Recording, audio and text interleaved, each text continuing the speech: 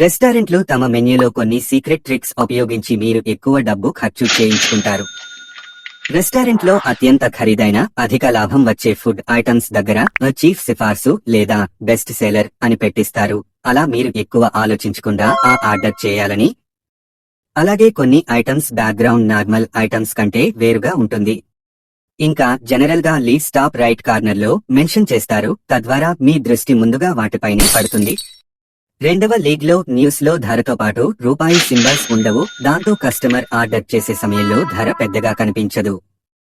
నేను ఎక్కువగా ఆలోచించను, కేవలం ఇంపల్సివ్ గా పని చేస్తాను. చివరికి న్యూస్ లో డిషెస్ ను వర్ణించడానికి అడ్వకేట్ సెన్సరీ భాష ఉపయోగిస్తారు.